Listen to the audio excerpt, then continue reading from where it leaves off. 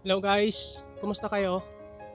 So, this is my first time again na magko-content dito sa ating pangalawang season ng ating pagtatanim ng luyahan, no? Ngayong 2026. Last year, nakapagtanim tayo, kung matatandaan nyo, ang dami kong content na na-upload din dito sa YouTube at nakapagtanim tayo noon ng nasa 70 kg. If I were not mistaken, nasa 3 batch yun, no? So, marami na tayong binhi para sa ngayong season, no? Nung nakaraan, last year, ay talagang gipitan. Wala akong makuna ng binhi.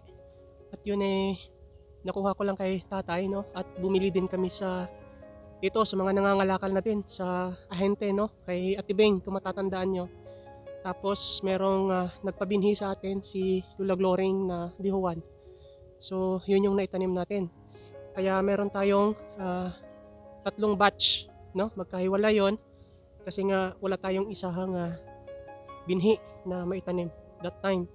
So ngayon ay nandyan pa yung luya natin at marami panigurado para sa ngayong season na taniman natin, no? So ngayon guys ay nagsisimula na akong actually nakapagsimula na magbukal, no? Magdungkal ng lupa sa pamamagitan ng pag-aasarol. Asarol lang yung gamit natin at 4 na araw ko na ngayon na nandito, no? Yung 4 na araw na yon hindi naman siya as in talagang 8 hours, no? Kung susumahin natin, kung ito-total natin ay nasa 2 araw na trabaho natin, no? Ang ginagawa kong diskarte, nagtatabas, tsaka nagbubungkal, tabas, bungkal, tabas, bungkal. Yun yung ginagawa natin. Kasi kung mapapansin nyo guys, itong area na to ay makawayan. Maraming kawayan dito. May terrain, may kawayan. So, plano ko siyang putulin kasi ito nasa gitna ay merong terrain dito. Ayan o, nasa gitna kasi siya. So, kaya ang ginagawa ko ay dinudungkal ko muna. Nagtatabas, dungkal, tabas, dungkal. Tapos, kapag na dukal na yung lupa sa paikot nitong puno ng terrain na to, tsaka ko siya puputulin, no? Para hindi tayo magkonsumo ng maraming araw, ng maraming panahon. Kasi kung uunahin natin ng tabas to, hihintayin pa natin to guys na matuyo, no? So, unlike kung uunahin natin ng dukal, matabas man natin siya at maghintay man tayo ng mahabang panahon na matuyo tong kawayan na to, tong katawan ng kawayan, ay ang mahalaga na dungkal na natin yung lupa. Kasi ang habol natin, unang-una ay ang lumambot itong lupa, ang yumabo, bumuhaghag itong lupa, no?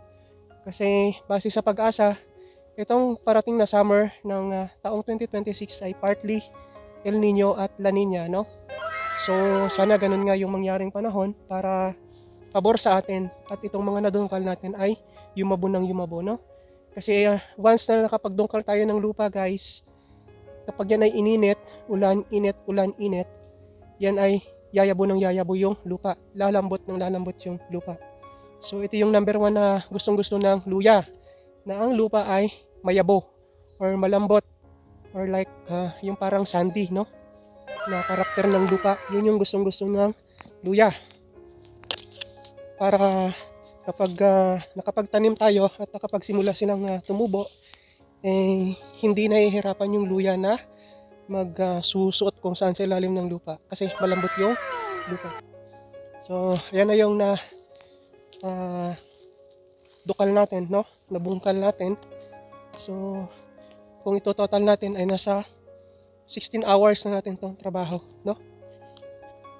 Kasi kapag nagpupunta ako dito guys, actually tinatanghali na ako ng ahon dito gawa ng kasi sa umaga ay naghahatid pa ako sa opisina ng pinapasukan ng wife ko at saka pa ako nakaahon dito sa pulo dito nga sa ating taniman. So anong oras na ako nakarating dito? Mababa na ang alas 10, no? So 10, 11, 12, 1, 2, alas 2 uwi na ako niyan. So 4 na oras lang yung lagi kong nakukonsumo sa pagtatrabaho dito. So no? So 4 hours at 4 na araw na ito. So total nasa 16 hours ko pa lang itong trabaho. Not bad. Kung makikita nyo guys, ayan o, Kung makikita nyo, no? Yan ay nasa siguro more or less 100 square meters na to, no? So biruin nyo yan. Ang kapal ng damo, kawayan, kapag tabas na tayo ng kawayan, nagtatabas, nagdudukal. So yan ay yung kalapad na bungkal natin. So mamaya hanggang alas 2 pa ako dito. Maaga pa naman, anong oras pa lang. So 8:45. So malapad pa itong magagawa ko, no? Hanggang mamaya mag alas 2. So malapad pa yan, malapad pa to. Ayan, no? So nandun yung unang season na tanim natin ng luya. Yan, may puno na saging na yan. Yan yun eh. Yung taas na yan hanggang dun sa gulod. Hanggang dun sa puno na yan. Yan yung kantuhan niya. So ngayon, ang luluyahanin naman natin ngayong 2026, start dito. Yan, yung puno na yan ng kawayan. Pataas yan. Hanggang dun. Maglilinis tayo hanggat saan, kung hanggang saan mararating yung pananim natin, no? Ayan, no? Yan. Tapos, tsaka ako puputulin yung mga kawayan na yan na nandyan sa gitna. Kasi kailangan nating makuha yan, guys, at malilim. Kailangan kasi ang luya ay direct sa sunlight, no? Hindi siya na dililiman, hindi siya kanlong, kung tawagin sa mga Bisaya, no? So, dapat ay direct sunlight siya. Kasi kailangan nila ng direct na photosynthesis coming from the sun. Guaranteed yon, no? Walang na luya na nagiging malusog sa ilalim ng mga kakahuyan, no? Kapag malilim yung ilalim, hindi siya lalaki. Tested yan. So, ayan. At yun yung diskarte natin. So, sana ngayong season ay makapagtanim tayo ng mas malapad, no? Kung aani ng 1 tonelada sa sunod na anihan, why not, no? So, yun lang, guys, no? Sana ay nakakatulong sa inyo itong aking mga kino-content. Minsan nagbibigay ako ng mga tips, no, sa pagluluyahan. At may mga naituturo din akong dapat hindi gawin. At sa FB din, may mga reels din ako na may mga tips din ako na ibinibigay. Sana yun ay makatulong sa inyo, no?